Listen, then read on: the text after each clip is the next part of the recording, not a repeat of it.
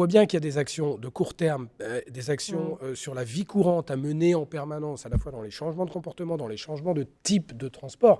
Mais encore une fois, tant qu'on ne sera pas convaincu qu'il y a un changement structurel au cœur du système de santé pour essayer de minimiser ces consommations, parce que je rappelle qu'en économie de la santé, c'est comme pour l'électricité, en fait, la meilleure économie, c'est en économisant les soins dont on n'a pas besoin parce qu'on reste en bonne santé, comme pour l'électricité, où la meilleure économie, c'est en réduisant sa consommation. Et il y a une marge de progression importante.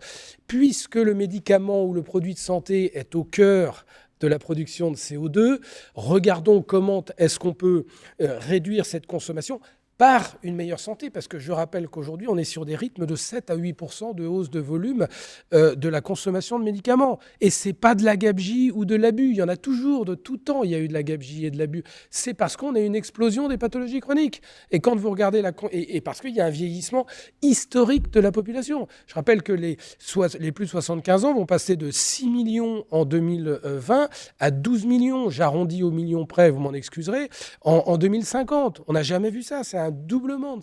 Donc, si on ne fait rien ou si on fait trop peu sur le changement de la stratégie de santé, on va vers une forte hausse de l'émission de consommation de CO2, de l'émission d'émissions de CO2, toutes choses étant égales par ailleurs.